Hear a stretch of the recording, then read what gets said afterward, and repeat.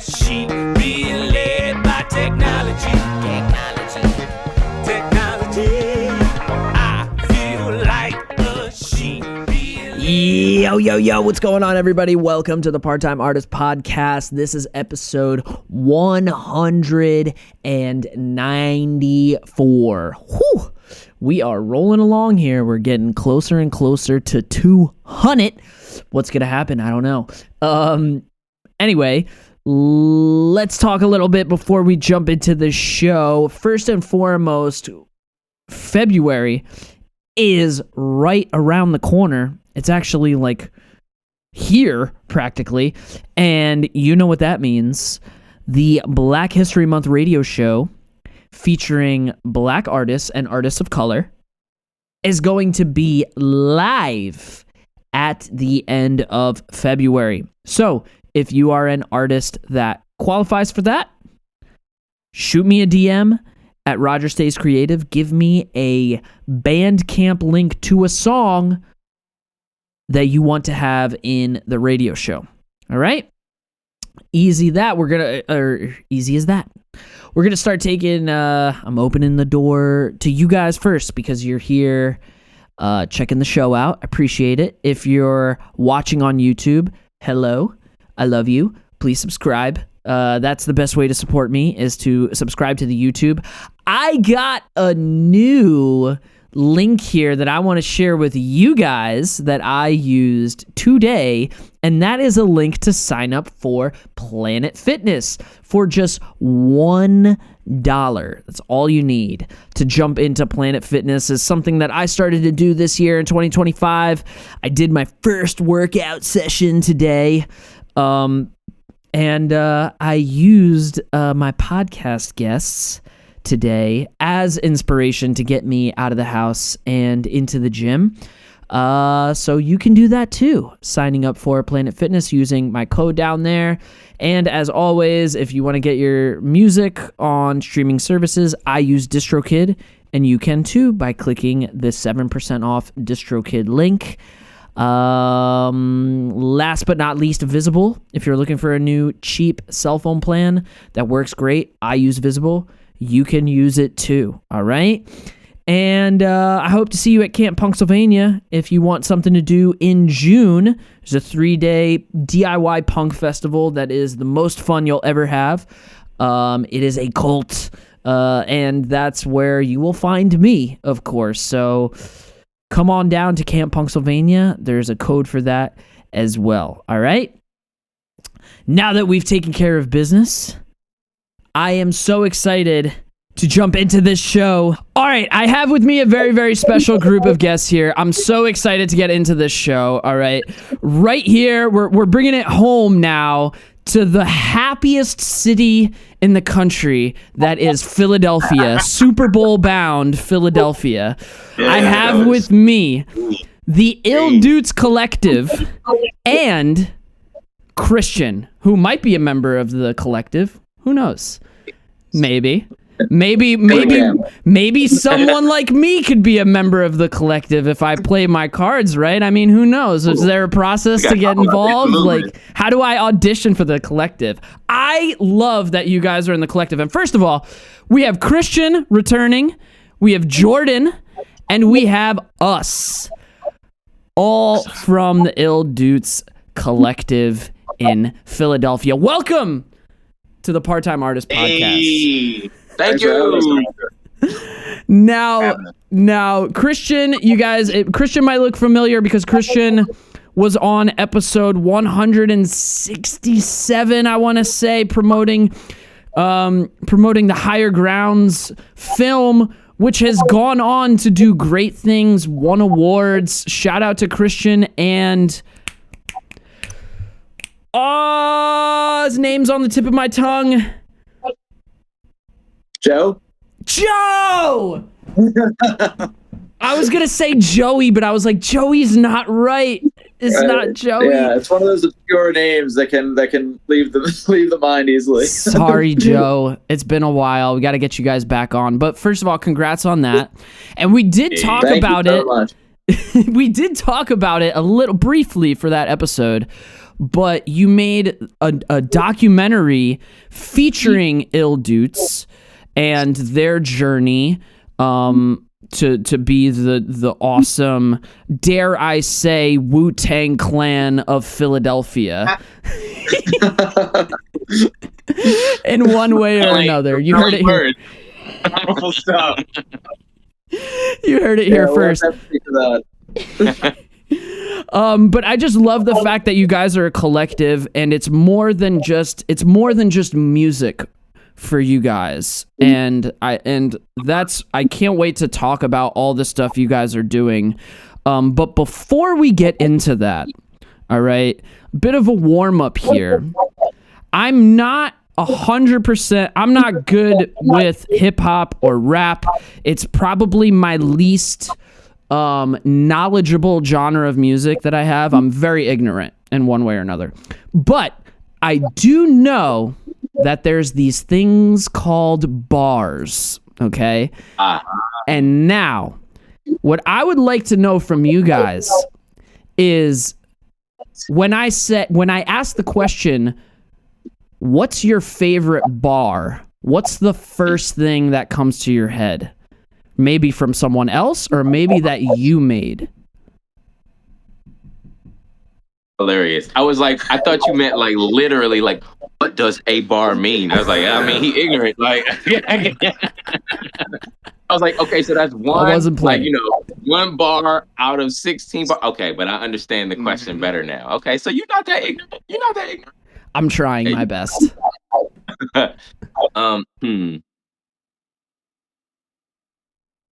Might have to. I don't want to get the bar wrong, because here's the thing. I happen to not be getting younger. Okay, my spirit is fiery, but I mean, so let me get this right, because it's a big pun bar, and I interpolate it on the self-titled album. Give me 1 second, because I'm not getting that wrong publicly. Shout out to Big Pun from the Bronx, where I used to live. Yes. Okay. Briefly. All right.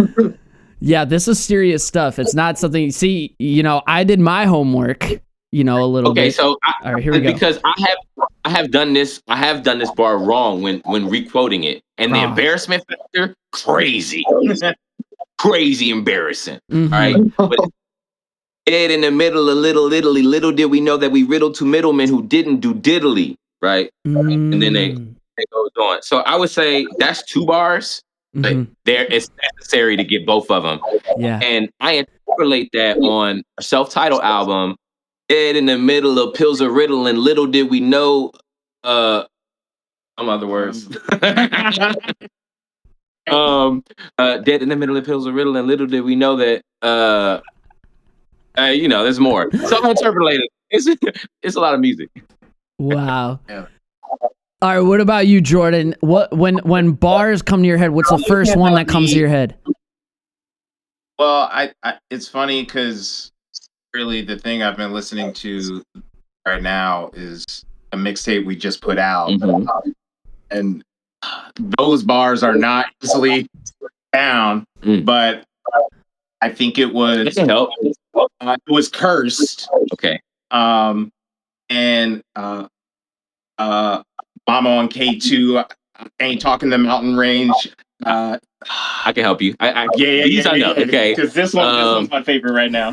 Mama on K2, Ain't Talking the Mountain Range. He can spray the K2. I promise he got the range. Shoot his shot like 2K. I promise he got the game. His puzzle's not his puzzle's not pressed in. His pieces is not the same. Oof.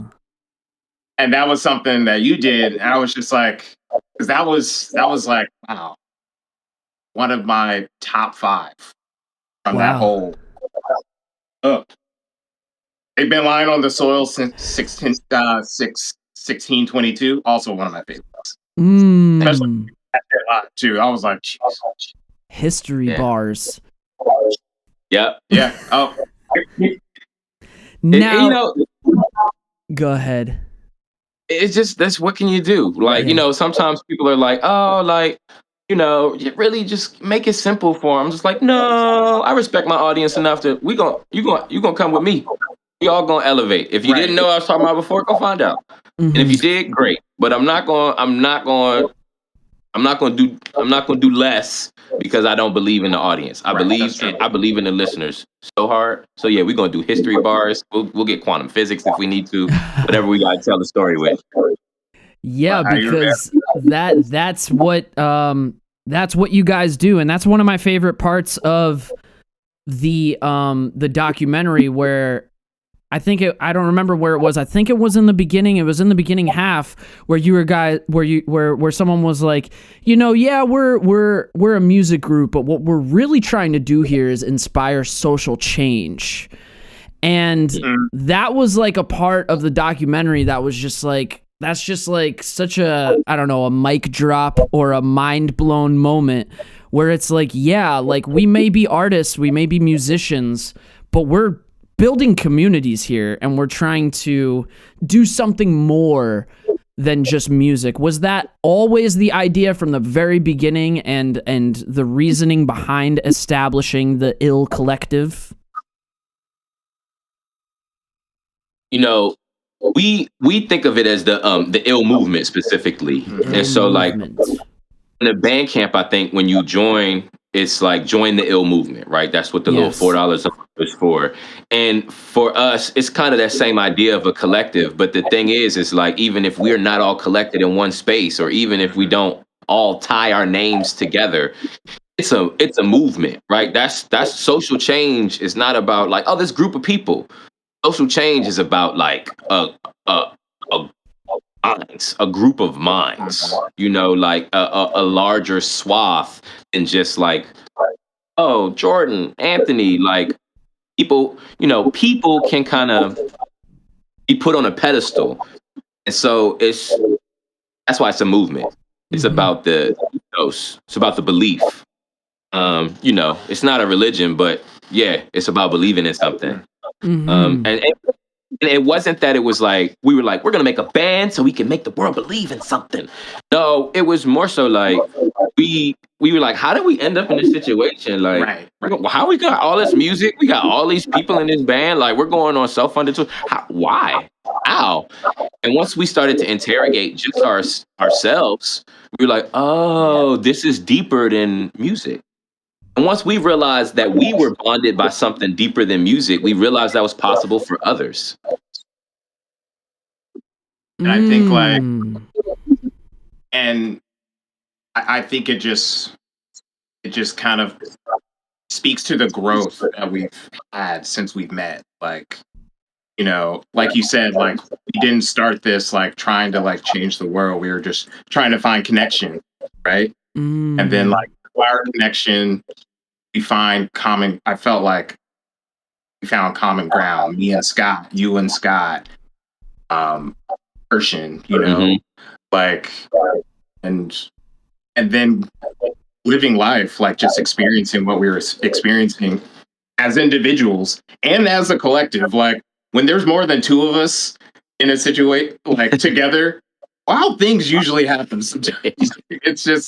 It's like Murphy's Law or something. It's a lot of high vibrations. High vibrations. Yeah, DOOTS has got a lot of high vibrations. The movement that that might be, you was asking like, how do you audition? It's like it's a vibe check.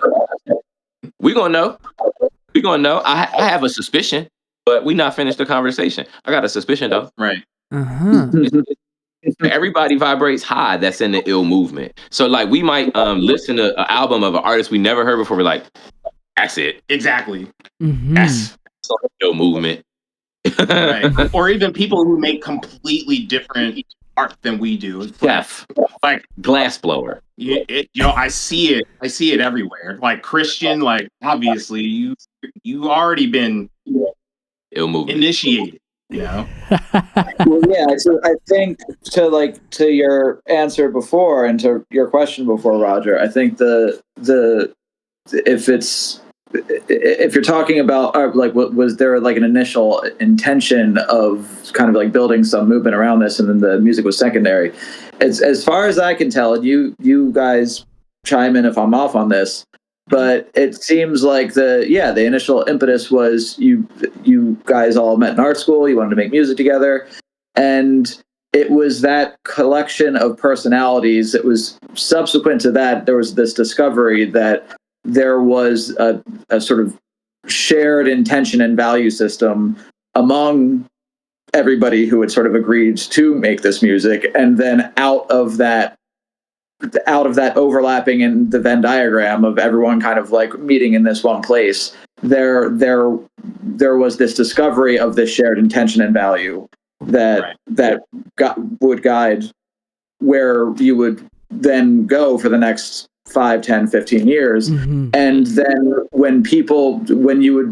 it tended to grow into this kind of center of gravity where people who would hear what you were making and would like go to your live shows like I did in like 2014 and just kind of not want to stop going, just that it just became something that you wanted to kind of, if you connected with it, then you wanted to show up again and be a part of it. Yeah.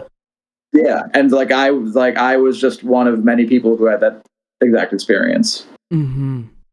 And I think that that's what is so awesomely captured in this documentary. And for folks that don't know, okay, we have I.L.L. DOOTS celebrating their 15th anniversary, being a collective musical project, social change advocates, movement inspiring, and all of these revolutionary terms. 15 years, and they're also shining a new light on the documentary that Christian worked on from that time in 2014 until, I guess, around 2020 was when this initially surfaced, but now we're revisiting it, and it's going to be on your YouTube channel now.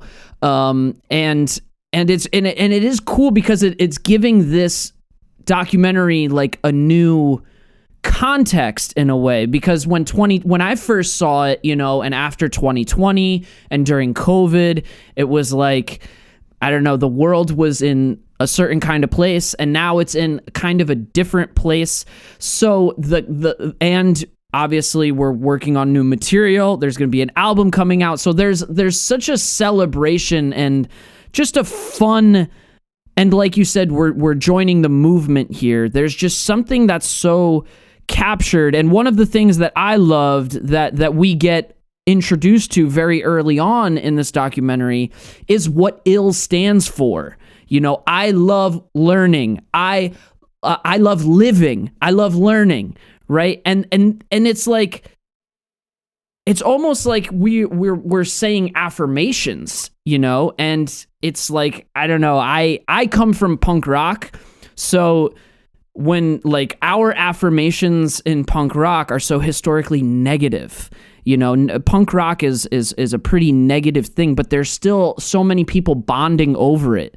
It isn't until recently that I've figured out that, wow, you can bond over positive shit too. This is so much more empowering. Was that idea, let's say, of being ill and having it mean I love living, I love learning, this is kind of a chicken or the egg question, but did you have the I.L.L. DOOTS movement in mind and then named it, or did you come up with the acronym like after the fact? After you started like doing the work? That's a good question. Nice, Roger. Nice. I got to it eventually. I know I talk a lot, but no, yeah. Because we've gotten versions of that question before, but not exactly like that. No, real talk. Because the distinction of like, how did we get there? Because I know that no one's asked it like that, because my first time having to think about it, and we were kind of on the path already. And right, we were on the path already. We were already I.L.L. DOOTS, and we were already on the path. And I think all at once with this idea of like being like, well, how we get here, like looking at ourselves. I think all alongside of that, we already called ourselves I.L.L. because it's just because J Dilla, I.L.L. is in J Dilla, and that's pretty much our biggest production inspiration. True. And So we was like, cool, that's ill, right? We're in Philly. Like I literally like we're in Philly. I got a shirt, and the shirt says ill. It's like the first shirt I bought on on South Street, a South Street t-shirt store, right? Yeah. And I'm like, okay, ill DOOTS, ill DOOTS. Mm-hmm. And like I think I made like a Facebook MS Paint, and I just like put ill DOOTS in MS Paint, and I put it up as a Facebook profile picture. I was like, well, I guess this is it now. No one's gonna stop me. Made the page. We had to go back and say like, what the hell are we talking about? And that is when I would say I was like, y'all, I got an idea. What if this is an acronym?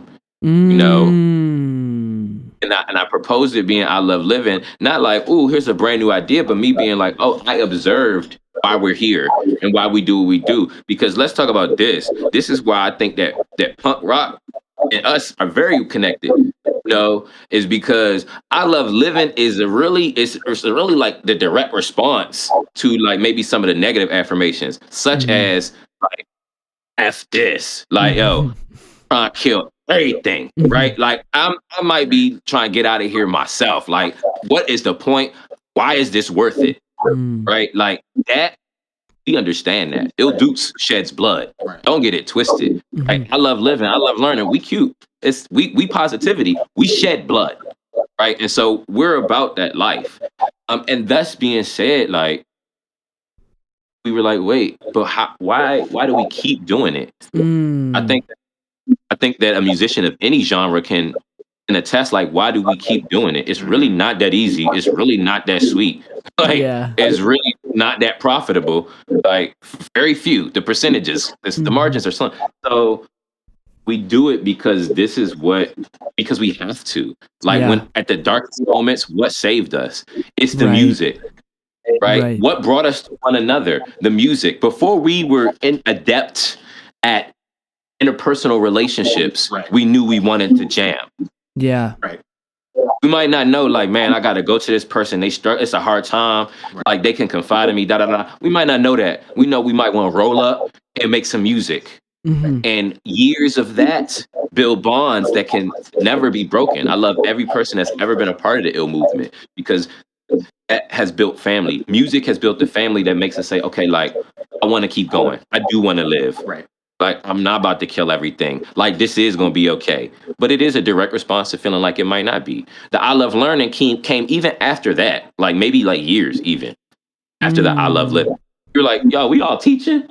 Oh my God, yeah, is that after you came to that point, is that when you started to work like with the youth and stuff like that? I think individually we were all sort of budding as like teaching artists separately, like other people teaching instruments privately, teaching playwriting, voice lessons, music production.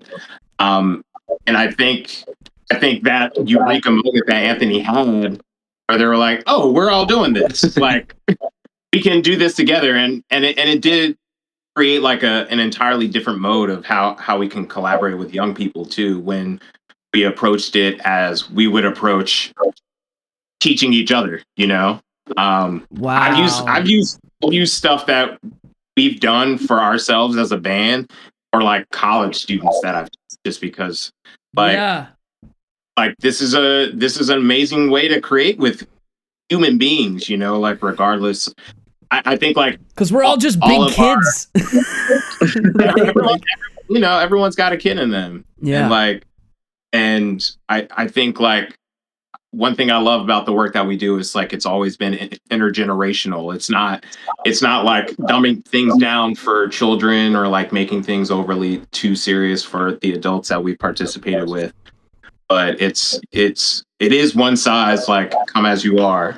Because we all came as we were. Mm-hmm. Yeah, it worked. That's another thing that really like connected me to you guys was the fact that in this documentary, when I see you guys working with the youth, it was just it hit so close to home because I've been working in after school programs and summer camps and substitute teacher. I'm a substitute teacher. Shout out to the Philadelphia School District. Yeah, I saw our job. Yeah, it's it kicked my ass the other day, man. Whew, kindergarten will humble you. But I've been meeting in especially in Philadelphia, more and more people in the music scene that are also in the school scene. You know, the drummer of Push is, you know, a janitor at this school, and then there's another the guitar player in Beef is a paraprofessional now at another school, and I just keep seeing this happen more and more often, and I'm just like, this is the answer, dude. Like, this is really the answer, because something that you said just now, it kind of inspired this thought to me, because when we're talking about positive and negative, it feels like along with that, what you give your energy to is either like a passion or an addiction.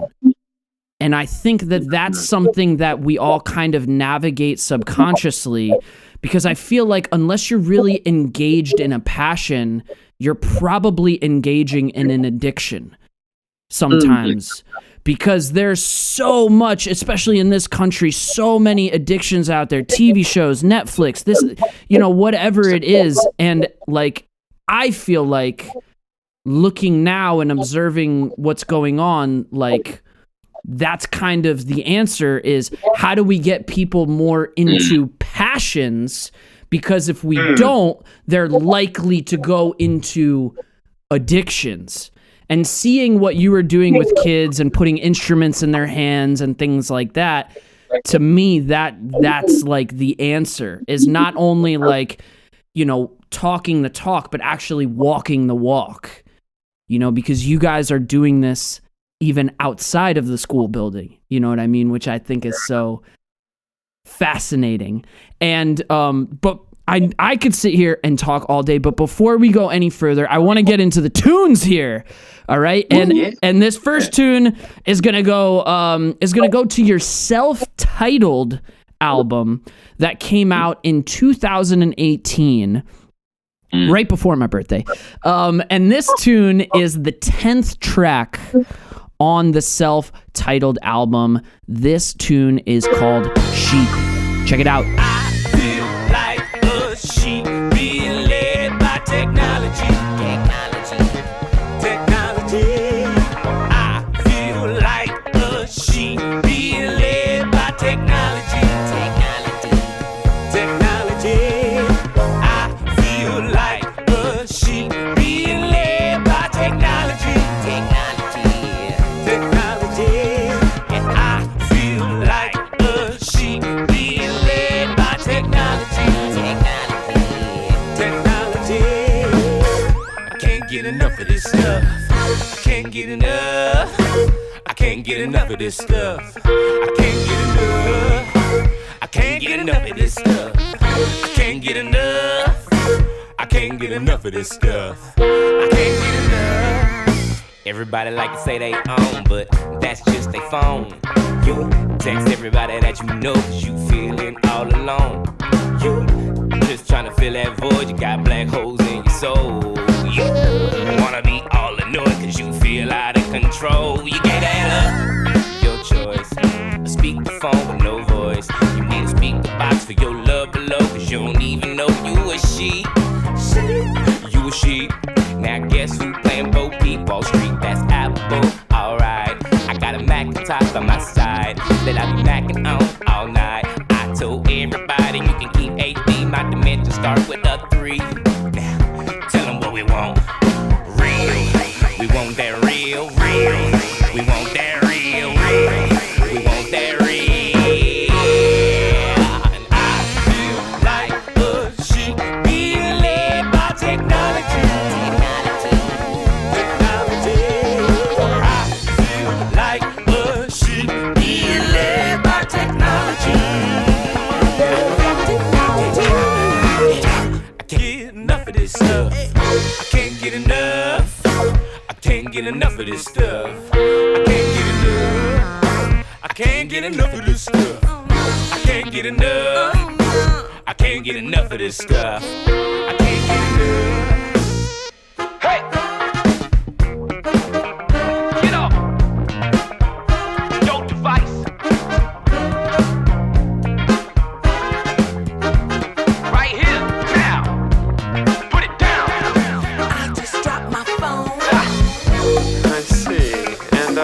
How did that make you feel?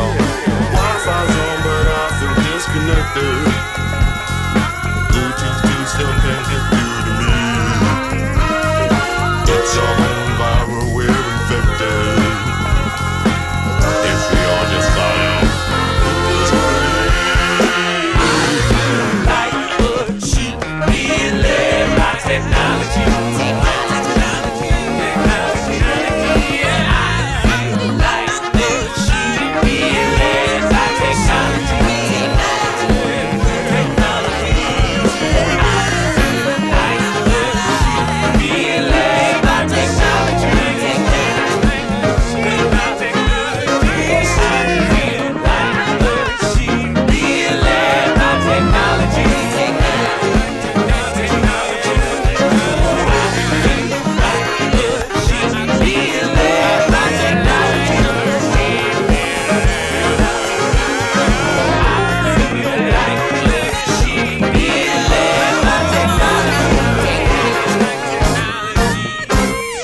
That tune was called Sheep, and you can get it at ILLDOOTS.bandcamp.com. And while you're there, you can join the I.L.L movement for $4 a month to support awesome artists. And a little birdie told me that you might even get some bonus tracks if you're lucky. You can get lucky. You can get lucky today. Yes. Yes. Yeah. Oh, what else? So we're 15 years of being I.L.L. And our documentary is called 2020 Revision. And it's going to be out on the I.L.L Dudes YouTube right now, which was done by Christian. And Christian, what I want to know from you is when you first started doing this, when you first started shooting the documentary, like, what was your thought process going into it, and what did you really want to capture? Did you just want to be a fly on the wall and see what happens, or did you have a sort of vision for the type of documentary that you wanted to have? Well, so first, it wasn't entirely me or exclusively me capturing the documentary, and that was by design. As you were saying, it's like a lot has been made over the course of this conversation and throughout the band's work of the sort of the idea, the concept of a collective, of a lot of people of similar minds, similar missions, sort of assembling to execute sort of a common mission, a common goal. And I think that from just the first time I saw these guys live, I saw the kind of communal enthusiasm that they would generate. That just like that there was, like I was saying before, just like it just they became really a center of gravity to so much kind of creative enthusiasm. And I thought that would be a really interesting conceit for a documentary. And so I had this idea the initial idea was to make a documentary on over the course of their 2014 tour, the I Love Living, I Love Learning tour. And so I was at that first show that started at Milk Boy, and that was sort of like launched the tour that I think went down the sort of like the southeast, right? If I'm remembering correctly. Down to North Carolina and stuff. Yeah. Went to Georgia. Went down to Florida, right? That was the last stop. Florida. I think we made it all the way to Texas. Yeah. Oh wow. Oh yeah, that's right. Oh my God. The Dallas show. Yeah, the Dallas show. Yeah, we was wild for that. But yeah. So so the thought was that for every step along the way, we would recruit camera operators in each city, and to just sort of get this like 360-degree view of the entire, like a sort of a view of the tour from that is sort of like the conceit was a movie made by the I.L.L movement. You know, like like the audience is sort of like generating and capturing this story, and so yeah, we got and if you watch the credits of the movie, then you see like the cinematography is just credited by the I.L.L movement, and you'll see all these names that have sort of participated in it. And so that was the conceit of the sort of like the first that was the first iteration of the documentary. And so that was the sort of like the coverage that we had gotten of that tour, and then we sort of the story just kind of kept growing. Yeah. And there would be like a number of years later another tour that like also had its own coverage and footage, and just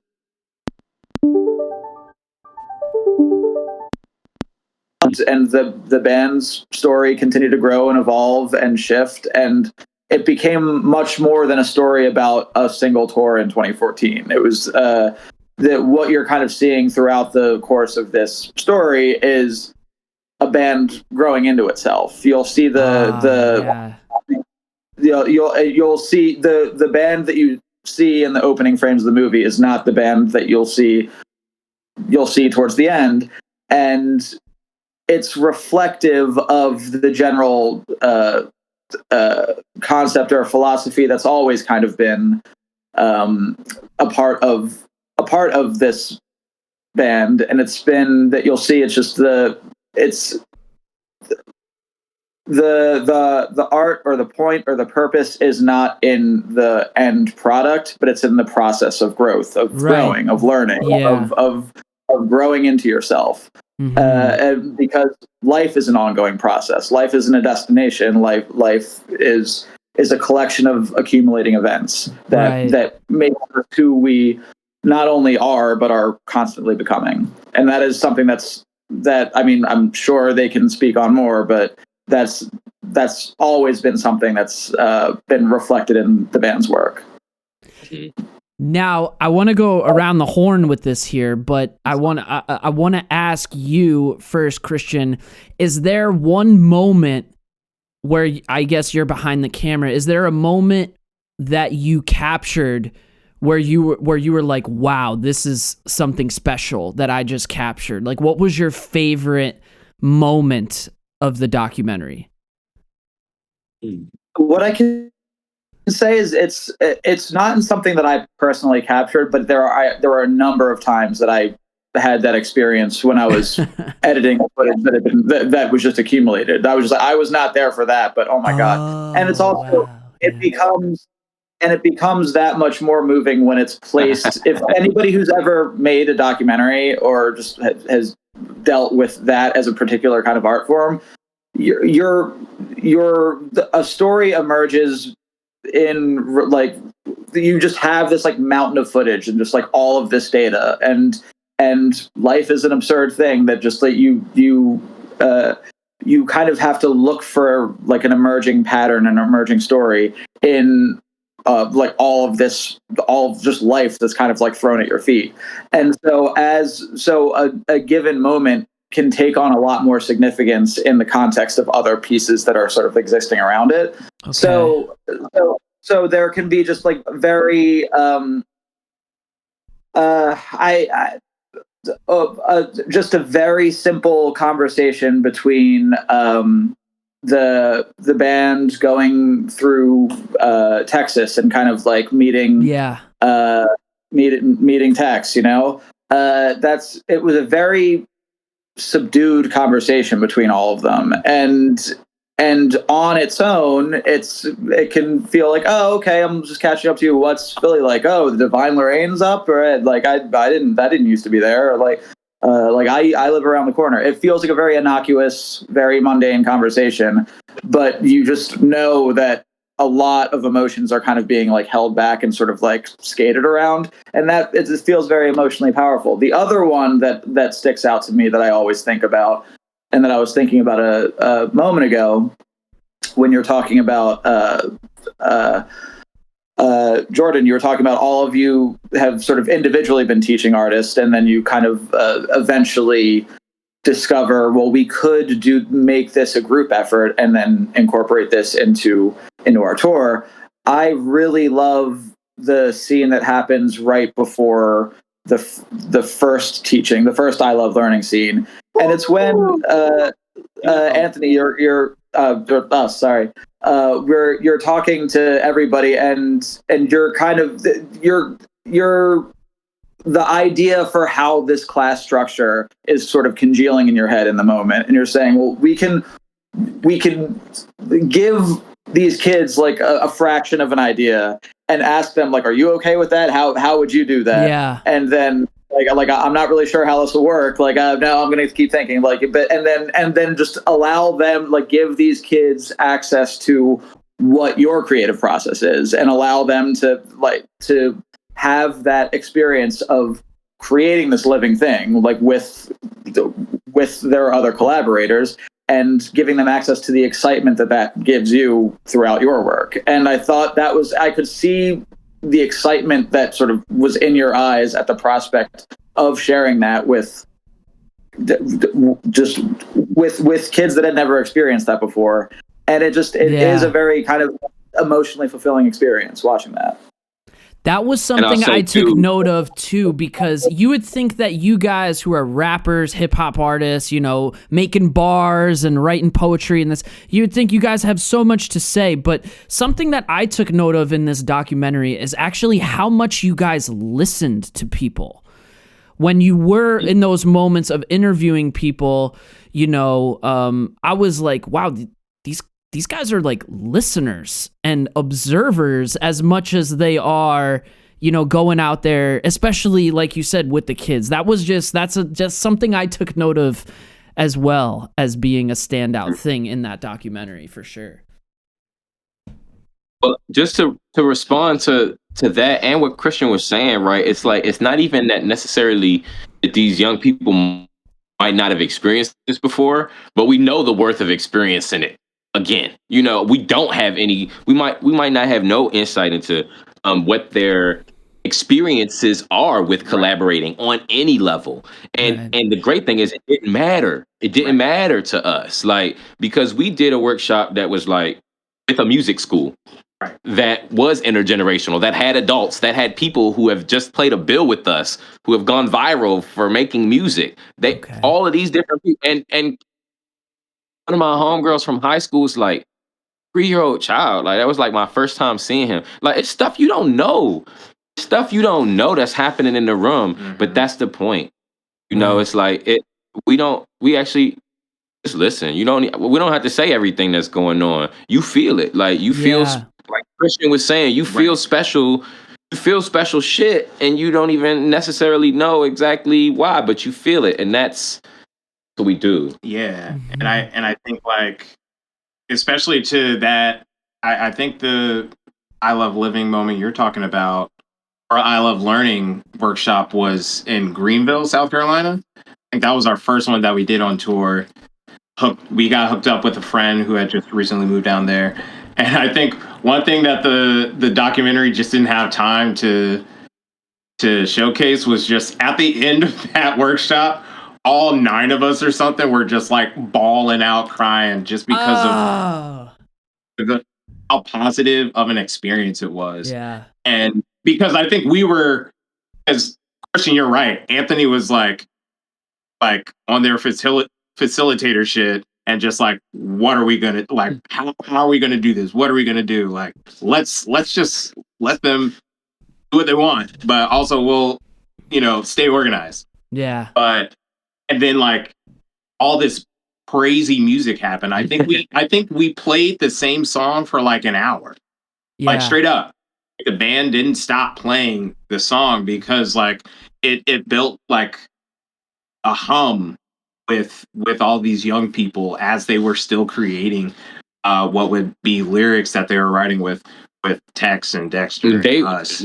Actually, they were working on croquis. So at that time, we had the homie Ian Newton, who we still work with, who's been collaborated on a beer can with us in Beowulf Brewing. Like, we still make art with him. He was teaching them while we're playing music. He was like, and this is how you draw. This is how you draw a good stick figure. Right. And so these kids are drawing they're like in their drawing workshop, but they don't want the music that they heard to stop. So actually you'll see they use their croquis class. I'm gonna cry again. They use their croquis class to draw pictures of us doing the music. Right. Yeah. Like, we're playing a song and they're drawing us playing the song. And in the course of this hour's worth of making together with these kids, it ended with just a straight up parade, right? Like, they're playing the music. They're holding up the drawings they've done, and we're just walking around the room. And they made a whole song. Crying. Original song, crying. It was amazing.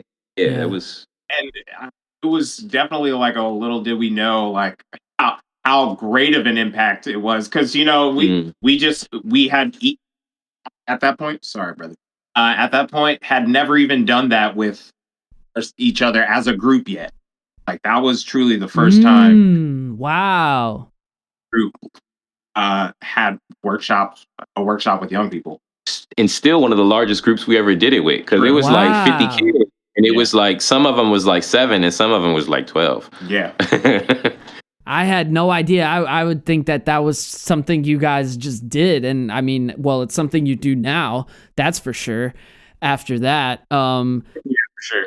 Yeah, it's so cool to get that perspective. How you guys were like not like winging it, but also not dictating what was going on. Because I think that a lot of adults feel like they need to be instructors as opposed to like educators or teachers or advisors, and dictate where it wanted to go. Another moment that I took note of as being one of my favorite moments, and it was very quick, and I believe it was in your show in Dallas where you had a guest rapper from the collective that popped in Dallas, who was going to be on the tour, but then had to end up bailing on doing the tour. So you guys ended up just doing the one show with them in Dallas. And I don't know at what point in the set it was, but at one point he turned around and started like pointing each of you out on stage and saying, "Great job. Good job, good job, good job." And it's just one of those moments that just stood out to me, because just being like a guy, something that, and I've talked about, I talked about this on the last podcast with Chemical X, the punk rockers from New Jersey, but something that guys are like allergic to or have such a hard time doing is showing love to each other.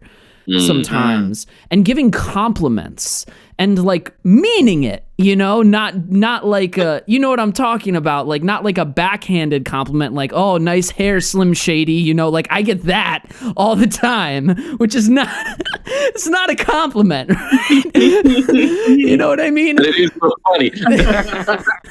We just can't do it, and then in that moment it's like everything, all these stereotypes about rappers, about this and that, it's just like, it's all just a load of crap. And when you see things like this and you see like, what's really happening, it's just, it was just so cool to me to just have my mind blown in that way. And I just think it's something that we as guys should do more often. And it was just such a cool moment that happened really quickly.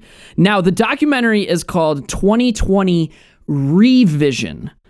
Before I talk about this title, which I love, and I actually even want to like kind of dive deep into it, but I want to know who named it, where did it come from? If it was from Christian or if it was from your side to it, like who said, we should name it this, or was it a collective thing?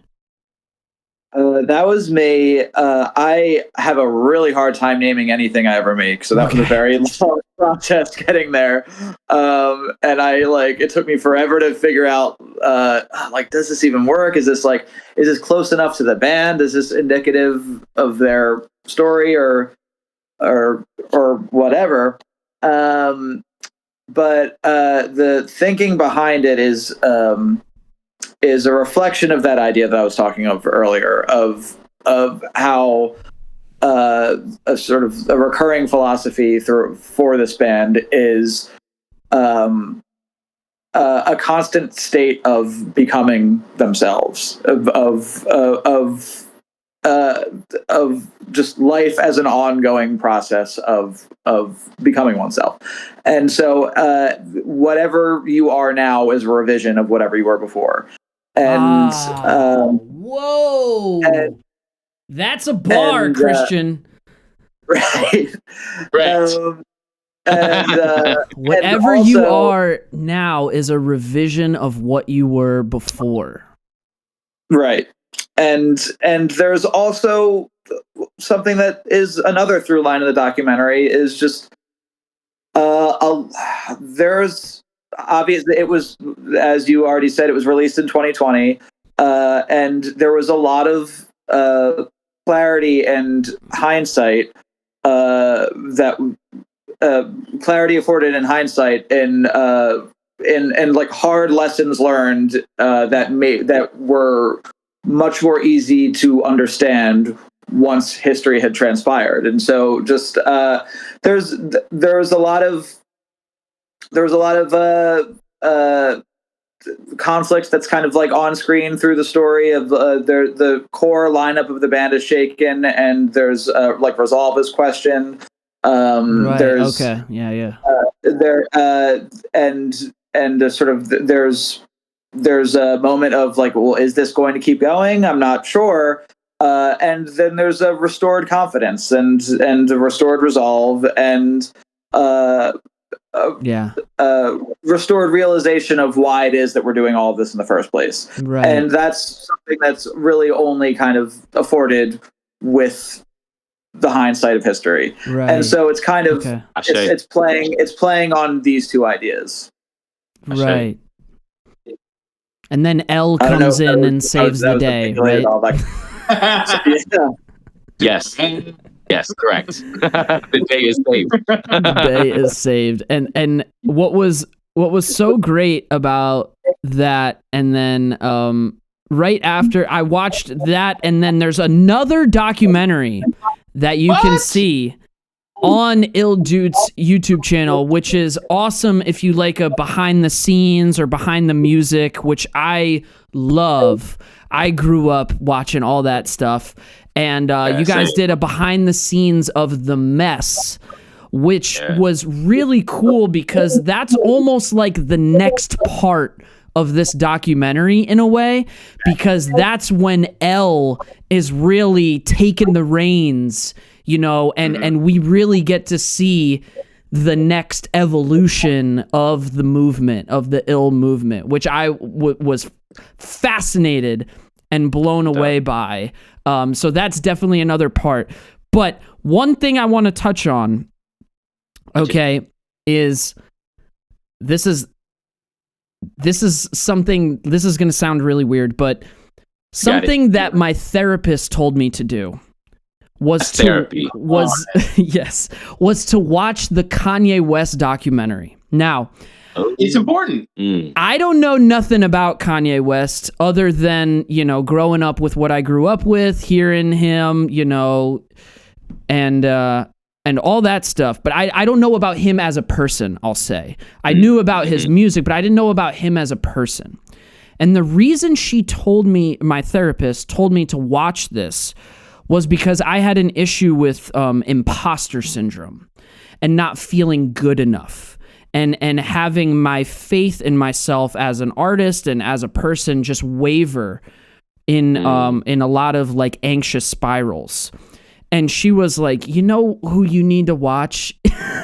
Who's probably the most confident person in the world is Kanye West. And you need to like look at how about having faith, because Kanye West's relationship with his mother was a lot different than mine. And the first part of this documentary, do you guys know what it's called? This is a quiz, a pop quiz. The Kanye documentary? Yeah. Oh, no. Yeah. I'll give you a hint. It's in I'll your take it. documentary too. The same word. There's not that many words, bro. Yeah. Vision, something. It's Vision. The name of the first part of Kanye West's documentary was Vision. And I didn't realize how powerful of a word that is. And like, this is something that I've been putting in my YouTube videos, been talking to people about on this podcast, is talking to people about their vision. Because I feel like as artists, having a dream is a trap. Because we keep dreaming about it, and then we're like, okay, back to reality, back to our job. But it's when we start having a vision for things that we have a plan. And we actually believe that the dream is possible. And through watching that documentary and working with my therapist, obviously, on that stuff, and then coming to watch your documentary here, I'm just like, oh shit, this is like, it blew my mind how, you know, aligned it was. You know, and so something that I've been asking people on the show, especially this month, because January, like, my theme for my content is around success and the visions that we have as artists and how and what our relationship is with success. And something I want to ask you guys is, when it comes to this documentary and when you revisit these moments and these tours and these moments with kids, like, how did that change your vision for I.L.L DOOTS and where you're now going moving forward? Do you feel like, oh, I need to do more of this, or I need to experiment with this? Like, oh, I love doing the documentary, I want to do another one. Obviously, you did The Mess, but like, now is it like, oh, I like going to Maine? Like, how did this influence your vision as a collective? I feel like it really does start before this documentary. Mess.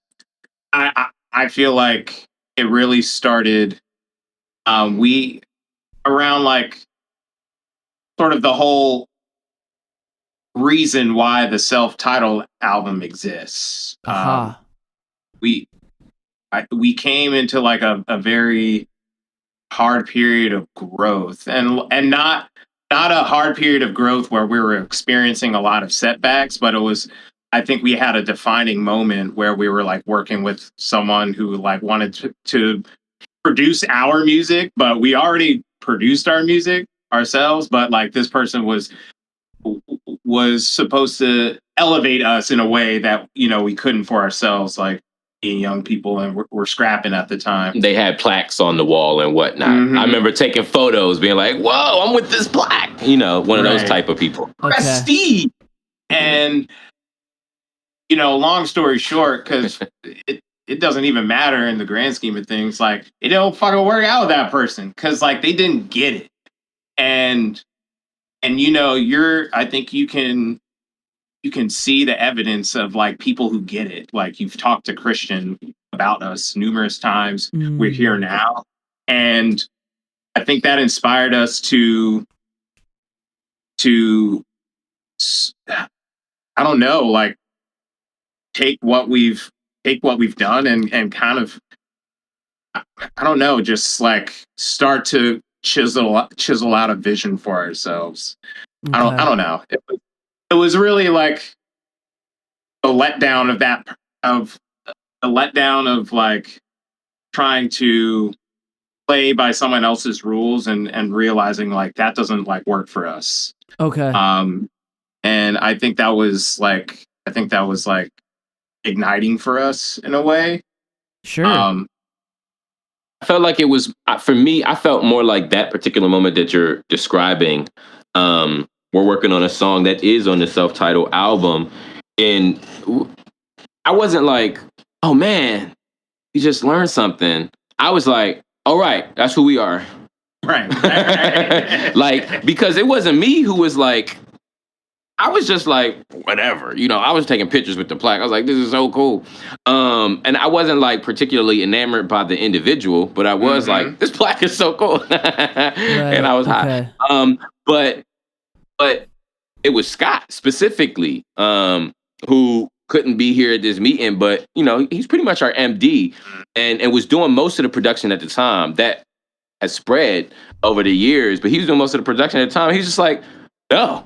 Like, if you want to change that part, well, then we can't work together because we're not changing that part. And everybody was just like, yeah, we with Scott. We not changing the part. It was like, wow. Yeah, he sounds right. We actually, yeah, we not changing the part. Yeah, that's right. We not changing the part. Bye. And that was that. Right. We never really even put ourselves in that type of position ever again. It was that moment we was like, oh, nah, we us. And actually, let me be clear. We've actually had missteps again, and by missteps, I mean working with somebody who didn't really see the vision, but maybe had some type of clout that could like help push our vision along. So we thought, but every time they don't see the vision, they cannot help us enact the vision. All we can do is learn another type of person that we don't need to be working with. Right. And that. But again, it was something that we already knew. Right. It's something that I already knew. I already felt that we was them bulls, that we was that type. Right. I knew we was that type, and that moment just solidified. We that type. No matter what plaque is on the wall, no matter what that person's resume says, we that type. So I was just like, okay, duh. Let me not forget again. And speaking of therapy, like my therapist has to remind me all the time, like, don't forget who you are. Because there are many days where and there are some days you might forget. But when revision, you get a chance to look. Like us coming up with I Love Living, I Love Learning, is because you look. You gotta look. And when you look, you can reflect. And then you can say, oh, that's what we got here. Right. That's what we got here. So it sounds like success for you guys is more about really working with, like, experimenting, but also working with people that get it. And sometimes you don't know whether or not someone's going to get it until you're in the room and you feel the energy of it and you feel like, the communication of it all. And like the more, I feel like the success for you guys is the more the movement grows, and the more you find like-minded people, because you have like, at one point in the movie, in the documentary, it's like we're reciting, I think it's with the kids, it's like it's about the people, we the people, and growing the vision of it and being on the same page and really, working with the ideas that you want to work with, as opposed to working with somebody that might have a different idea for certain things. You know what I mean? No. Yes, but no, because for real, Roger, what I feel like in a more mature state, we got to go back, because 2020 is now many years behind us. Yeah, I feel like when we look at it, you know what I mean? It's not We the People. That's a dope song. That's a dope sentiment. But what we realize is, like, you gotta check yourself. Now, when you gonna hear the Divine Transmission, I'm gonna tell you this. The next album, we ain't trying to save nobody. We ain't out here being like, listen, here's the solution. We got you. No, what we're doing is truthfully trying to examine our experience. Because that we realize is, like being like, oh, don't work with that person, do work with this person. Hold up. Are you really working with yourself? first things first, bring yourself to the table. And so that story about let's not work with this dude was actually a story about let's work with ourselves. Exactly. Let's understand ourselves before we have somebody with plaques start twisting our sound that we've barely developed. We're but we babes. Yeah. Before we let that happen, we got to make sure we understand the self. And turns out that's actually a lifelong process. So success is just not halting. Yeah. If we ever are like, we've learned it all, we've experienced it all, we're good. That's failure. Otherwise, we ain't failed yet. I don't see a failure coming. Even when we work with a bum. we ain't failed, they did. Oops, they failed. But you learned succeed. that lesson. It's like you retuned your guitar in those moments. You realigned with your purpose. You like, in order to, have the, I guess it's almost like having a compass and going on a new adventure, and then you realize like, oh, I've been going south. I haven't been going north. I got to look at my compass, and put myself back on the right path. It's so interesting. Yeah. It's also I mean, it's you even say that in the documentary. That's like before the last chapter of it. It's just once you stop growing, once you stop learning, once you stop changing, you kind of need to die. That's when life. Yeah. Wow. And I mean on the topic of that you just brought up of shifting from feeling like you have to save the world and everybody in it to then stopping and saying I have to focus on myself. Those two pursuits are directly related. There's just an order of operations. You can't really be of use to anyone if you haven't calibrated yourself. You haven't taken care of yourself. Put the oxygen mask on first. Right. Yeah. Right. as my therapist says. Yeah. Exactly. You have to learn before you can teach. Therapist. Yes, shout out to the therapist. All right, let's jump into the next tune here. This tune is off of the it's not the Age album. No, it is the Age album. The third tune off the Age album called Peaking. Check it out.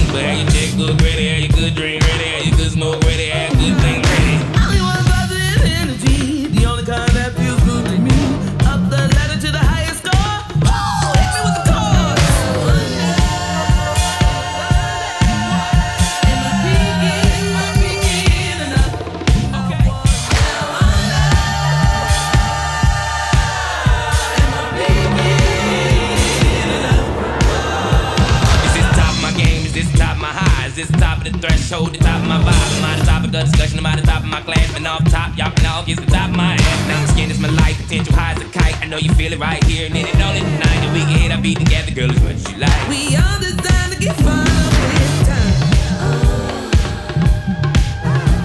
Gotta act like a volcano. Feel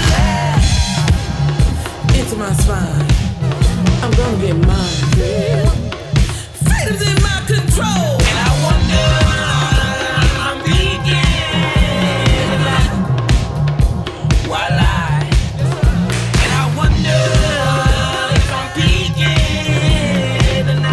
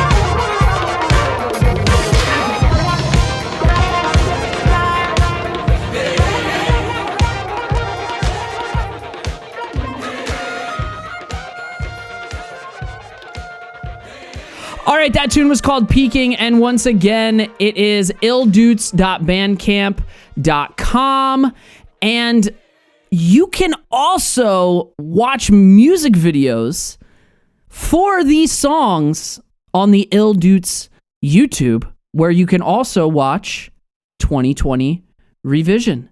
So there's some great things for you on YouTube, and those music videos were also partially done by the one and only Christian here, a part of the I.L.L collective. Now, speaking of Bandcamp, something that I love and also hate about Bandcamp is that when I buy the music and I download it and I put it on my iTunes, which I still do, I guess, a millennial, but Bandcamp does not put a genre on the music that I buy and download. It downloads as unknown genre, and then I have to do the dirty work of labeling it.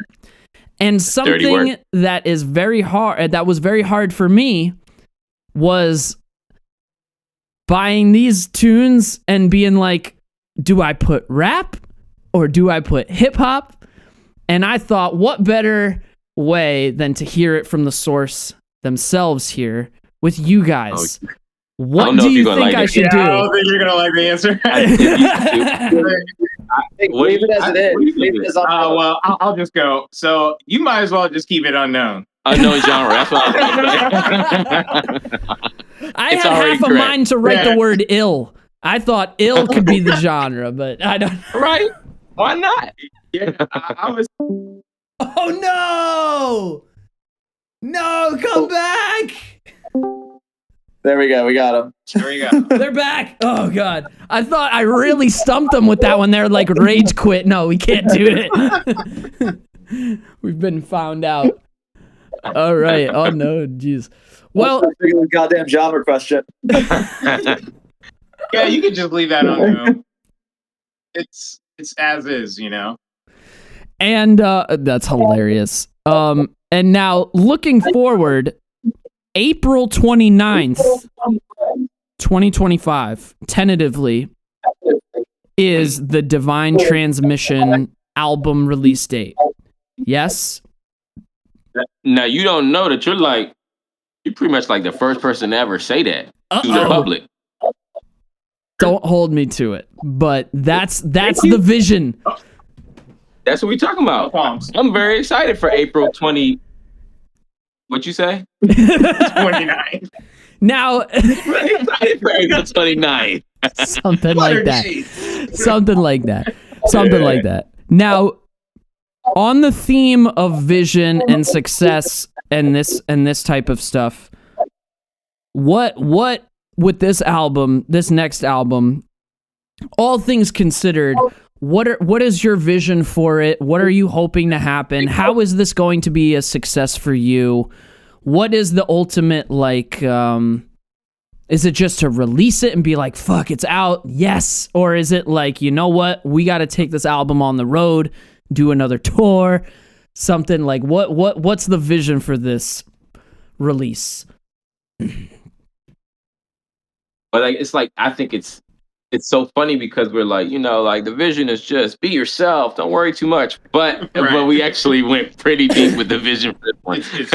Sure. There's a lot we want out of it. We're trying a couple of different things, but what we want at its core is like people to connect to something beyond themselves. And there are a lot of options. One of the main options that we are really trying to get folks to explore through the way that we're releasing it is looking to one another, to actually finding that beyond yourself, just in another self, and fully being present and connecting with that. And so, like, for example, we're talking about like the release is April 29th. Part of the reason why I'm like, oh yeah, whenever that date is because we've actually started to move the music through the streets already. So there's actually like people who we've set as like ambassadors that have like an NFC chip with the music on it. So you actually have to link up with a person and go tap in with them. Oh my goodness.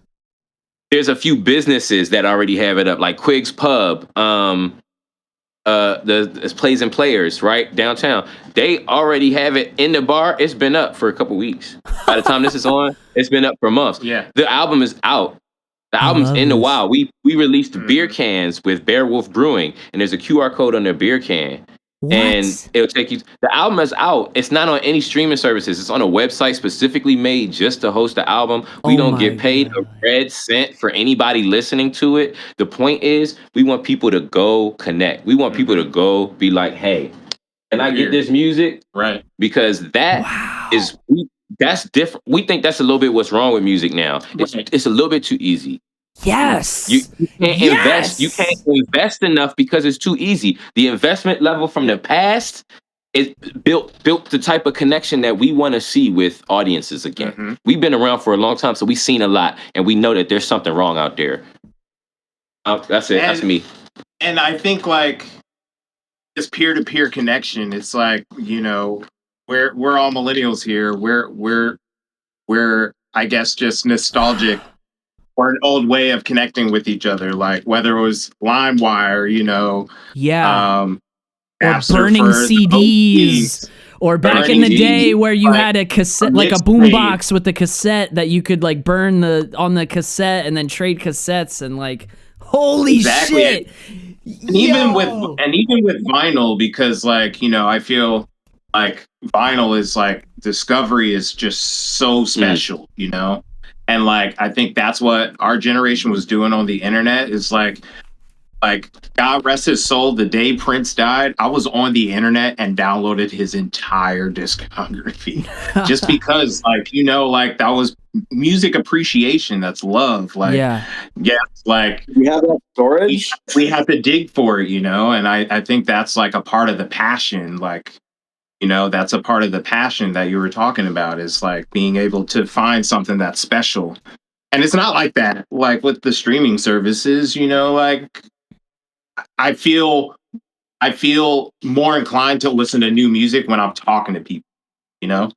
Like Yes. like you, Scott, L, Simon, Chubbs, like especially when you're meeting so many people across like different mediums, like I want to listen to what Christian's listening to because it's going to be different from what I'm listening to, but then it's going to be like, you know, we're building more connection. And that's, you know, especially coming out of 2020, people were so disconnected. DOOTS was, I thought we did something truly amazing during the pandemic to stay connected. And it's I think it's been one of the things that, you know, I don't say this a lot, you know, we got to talk about affirmations and shit. I think I was so proud of us and what we did. Yeah. And like listening to like, this is a That was sample. really special. It was a really big deal. Experiment.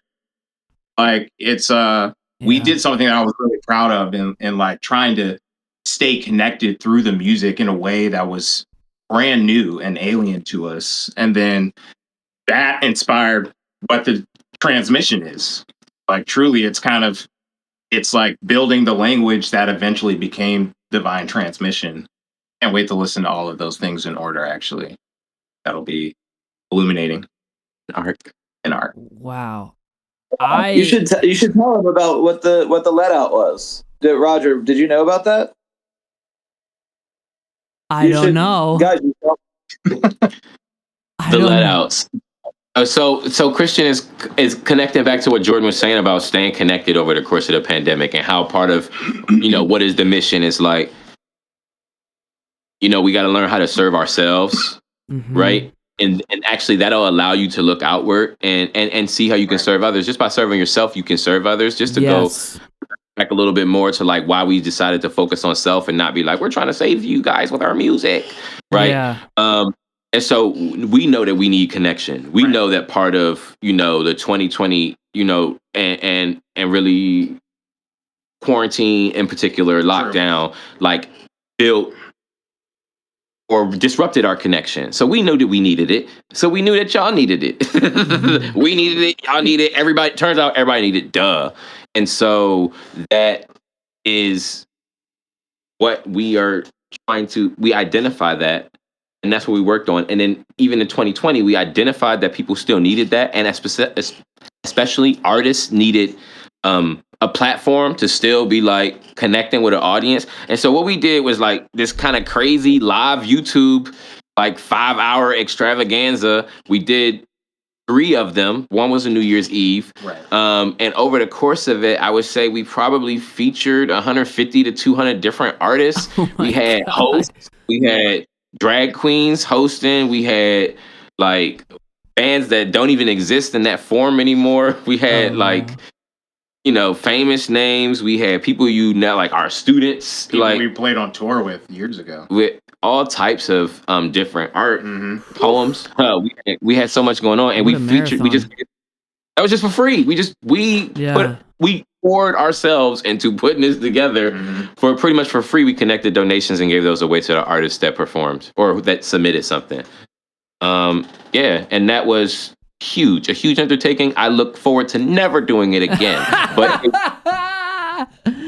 it was needed. You know, it was needed, and people respect it, and people talk about that, and we'll talk about that to this day. That got a chance to experience it, and I didn't even know it was going to be as impactful as it was for folks. True. Again, we just like pain. So we just like how could we just keep making art and make it as painful as possible? No pain. That's how we ended up doing it. Yeah.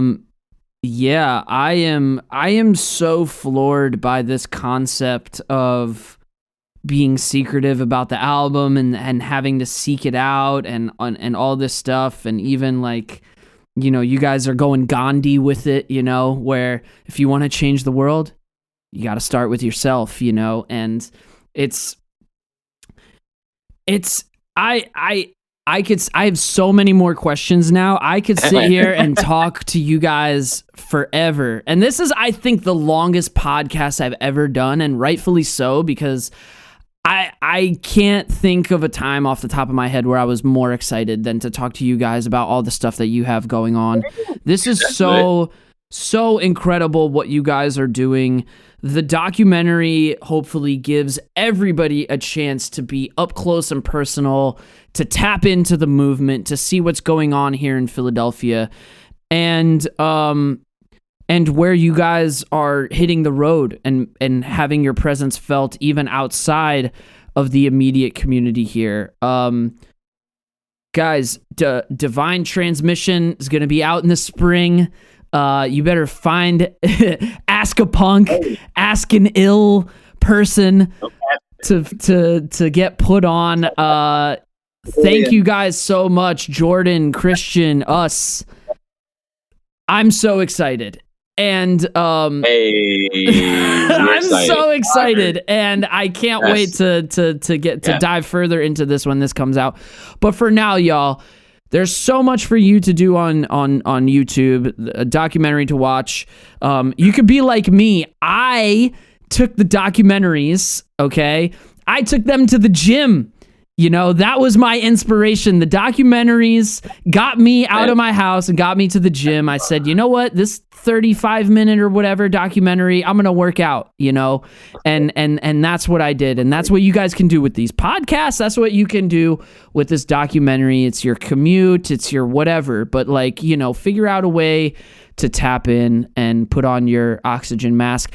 This last tune is an exclusive from the new Divine Transmission album that will be coming out in the spring.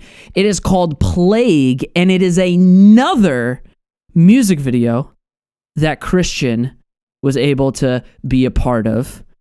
Now, Roger, real quick. Now, Christian, I have to ask Christian something. Christian, are you interested in making any new friends? I have room. Okay, you have room. Yeah. Listen, because Christian might be one of the people you would go see if you were trying to get connected with the Divine Transmission. Now, wow. I figured I should mention it. Yeah. Christian might also be somebody you might want to get connected with if you're trying to make your own documentary or make your own music video. I mean, that's what I would do, honestly. Yeah. Always use more friends. Can always use more friends. That's for damn sure. Lonely times, very lonely times, Roger. Yes. Guys, this was an absolute blast. I'm so excited. I was so tired. My bedtime alarm went off in the middle of the episode. I was so tired, and now I feel like I could run a marathon. It's invigorating. It's invigorating. And yeah, so definitely go to the YouTube, go to the bandcamp, join the movement, get ill. Everybody, it's winter time. It's time to get sick. It's time to get ill. All right. This last tune is called Plague. Check it out. Rip on, everybody. You can turn it down a little bit in my headphones. You can turn it all down. That's not normally what they say at the top of the rap songs, huh? Because people will respect you when you respect yourself. It's not the other way around. Okay. It's not you look for outer validation and then it comes within. No, you validate yourself and then other people mirror what you already feel about you. We must have got it twisted. The real hook is when I put my claws in your back. Fuck rap. It's okay, keep you better get this rap radium inside of your system right now. Telling tales of tumult from last week. Dystopian tears and screams in the trash heap. Deteriorating, tear to the bag bleeds. Victorian queen, we hooked on the bad beat. Me hook Monday, don't get hung up. Retail Tuesday, I stay hung up. What about Wednesday? You don't get rung up. With these straws on my back, I stay one hump up. The long suffering, pandemic, summer, spring. Long story short, fuck 12 is the summary. Cliff notes. It don't don't get no easier to stomach. Cliff bars every morning, right before I plummet. Yo, I swear, me, Jimmy, and Prince might have a summit. High court child, only time I got a summons, I ain't gotta play gangsta. I'd rather play with a budget. And I ain't had no rent to pay, had to play with an onion. Don't give a fuck about your favorite rapper. Hey, a puppet, and I'm still blowing something that's the color of a muppet. Long as Allah give me a gut, I'm gonna trust it.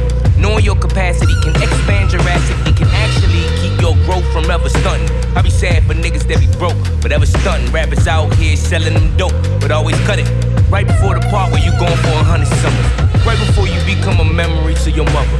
We gon' keep on stepping in darkness, riding the cutlass with the high beams on the party like Frederick Douglass. Hey, we gon' have to keep it true when it's ugly. Yeah, autobiographies of a house nigga come with plans for the next.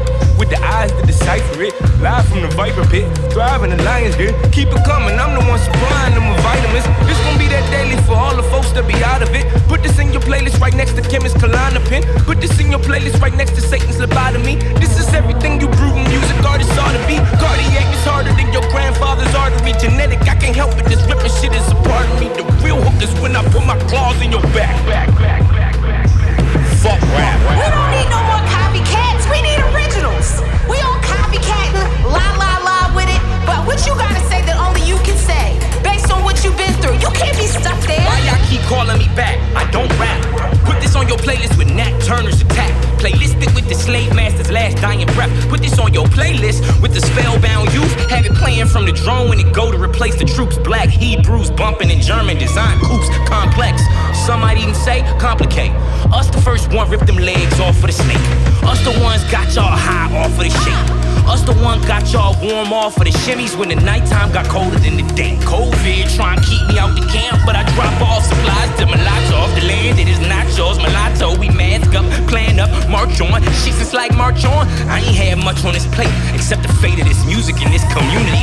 I be writing lines just to find my peace usually. Carbine in my reach, semi-automatic is the shooting speed, so it's activism and accuracy.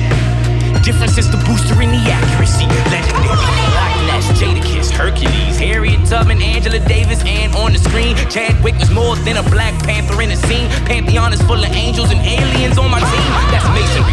Fuck a handshake that wasn't made for me. No squares encompass my circle, even spatially. Scammers trying to pull on this dick like when I take a leak. Bitch, all you gon' get is the syllabus. Go and take a sheet. Listen, cause the real and definitive, you should take a seat. Or you playing hooky thinking you can turn away from me, leave you looking like a Mike Takashi. Boy, you hanging meat. The real hook is when I put my claws in your back. You cannot be the next anybody. You can only be you.